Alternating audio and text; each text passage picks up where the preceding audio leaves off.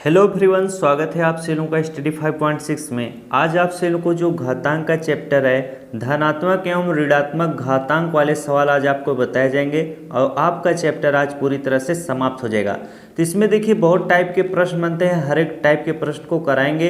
तो इन प्रश्नों में अधिकतर बच्चे क्या करते हैं, गलती करते हैं। तो आप अगर पूरा प्रश्न सीखेंगे तो आप ही के लिए क्या होगा, फायदा होगा। जैसे यहाँ पर देखिए पहला प्रश्न पूछा है कि -5 को पावर क्या है, -4 है, गुणे -5 को पावर क्या है, -3 है। ऐसा प्रश्न आपके सामने आए तो इसको दो तरीके से कर सकते हैं, वो दोनों तरीका आप सीखिएगा। जैसे यहाँ पर देखिए आधार क्या है, -5 है, यहाँ पर भी आधार -5 है। जब आधार समान रहेगा तो गुणा करने पर घातें क्या होती हैं, जुड़ती हैं। ये नियम मैं आपको बताया था। तो आधार समान है तो यहाँ पर आप इस तरह से -5 लिख लीजिएगा।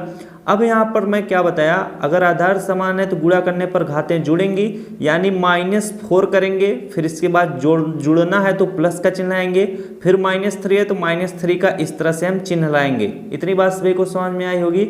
अब हम इनको सॉल्व करते हैं। देखिए -5 है तो -5 कर लिखेंगे, फिर इसका पावर कितना हो जाएगा, ये -4 है, और प्लस और माइनस क्या हो जाएगा, माइनस हो जाएगा, तब ब्रैकेट खत्म हो जाएगा, यानी यहाँ पर -4 बचेगा, फिर प्लस और माइनस क्या होगा, माइनस होगा, फिर 3 है तो 3 लिख लेंगे।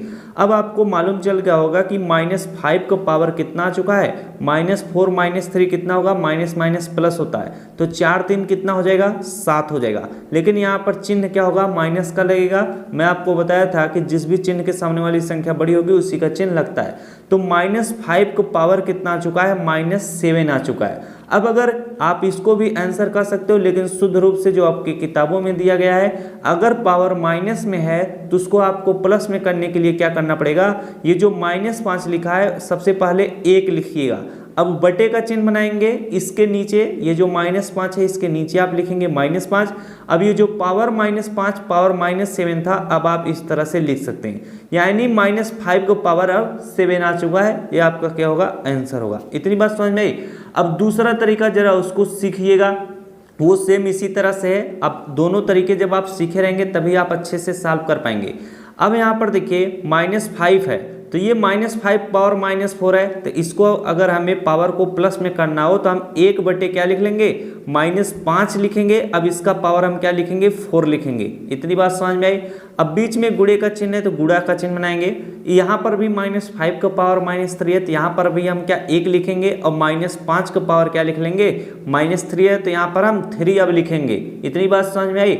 इसको मैं एक ही बार बता रहा हूँ, इसके बाद जितने सवाल मैं आपको बताऊंगा सिर्फ और सिर्फ एक ही तरीके से बताऊंगा। दूसरा तरीका इसीलिए मैं बता रहा हूँ कि इसका प्रयोग आप खुद से करेंगे। अब यहाँ पर देखिए आधार क्या है, समान है।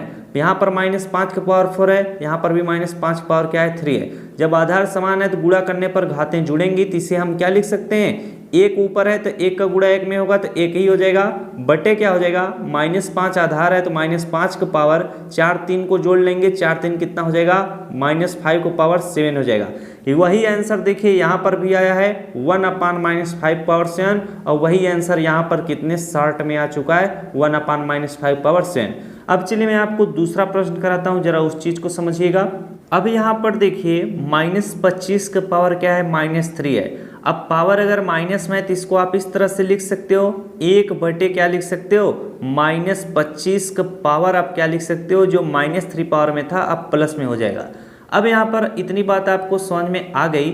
लेकिन यहाँ पर देखिए ये जो पहला वाला आंसर है 1 बटे -5 का पावर 7 है, ये क्या है, परमेय संख्या में है। तो परमेय संख्याओं का हर जो है वो माइनस में नहीं रहना चाहिए। उसके लिए मैं आपको बताया था, अगर हर माइनस में है और अंश प्लस में तो आप क्या करिएगा, अंश को माइनस में लिख सकते हैं और हर को आप प्लस में लिख सकते हैं। तो ये -1 बटे पावर कितना हो जाएगा, 7 हो जाएगा। अब आप यहाँ तक भी अगर छोड़ देंगे तो भी आंसर रहेगा, ये भी आपका आंसर रहेगा।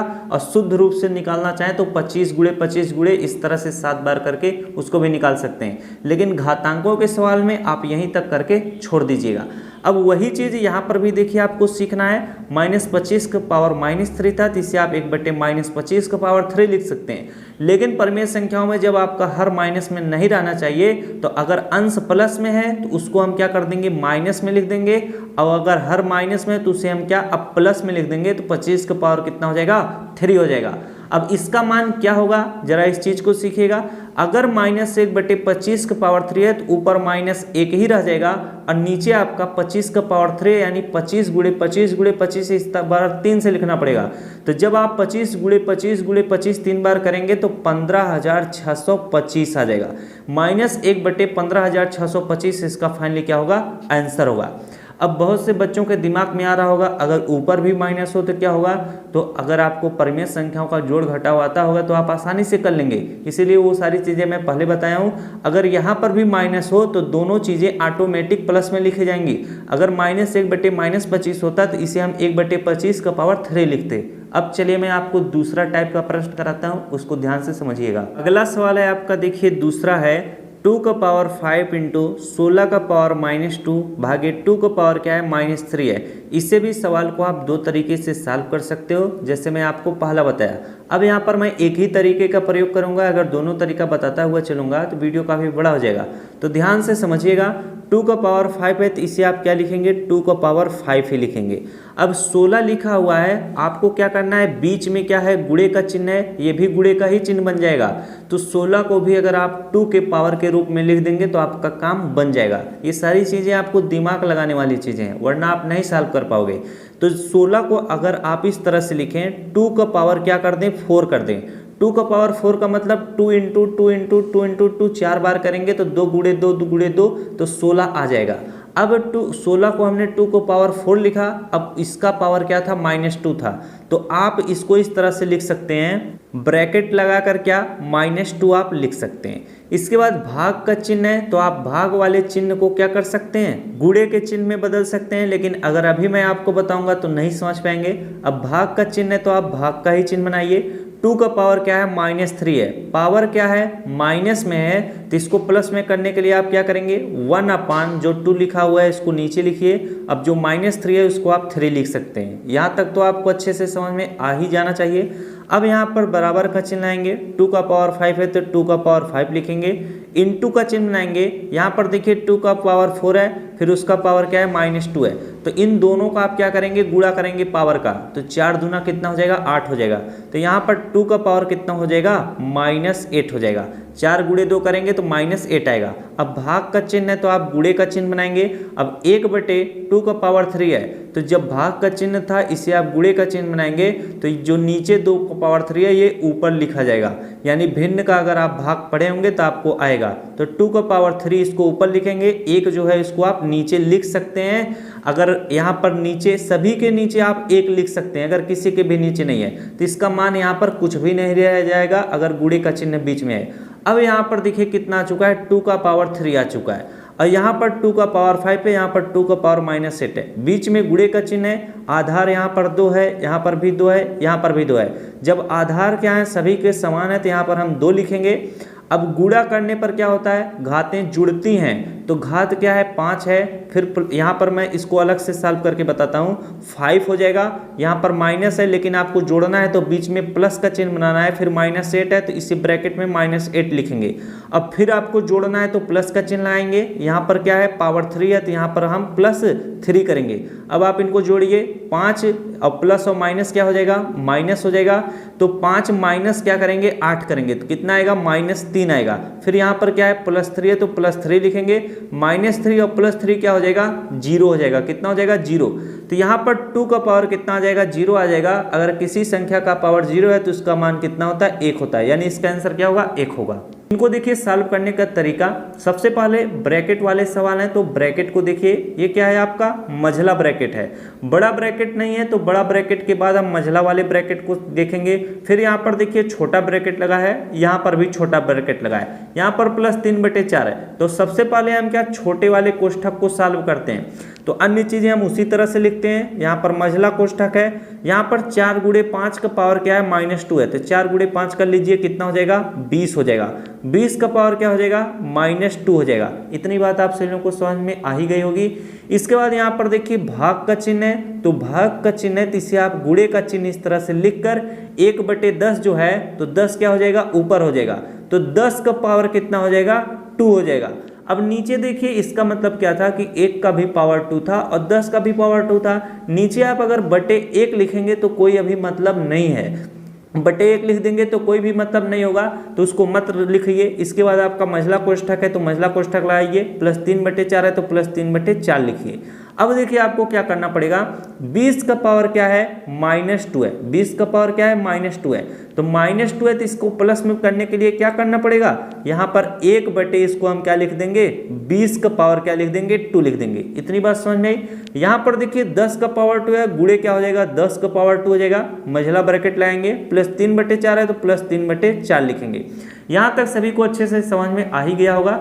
अब यहाँ पर आपको समझने वाली बात है, मझला ब्रैकेट है, फिर 1/20 का पावर 2 है, 20 का पावर 2 का मतलब 20 गुणे 20 करेंगे तो कितना हो जाएगा 400 हो जाएगा, तो 1 बटे आप इसको 400 इस तरह से लिख सकते हैं। गुणे कितना 10 का पावर 2 है तो 10 का पावर 2 को आप क्या लिख सकते हैं 10×100 लिख सकते हैं।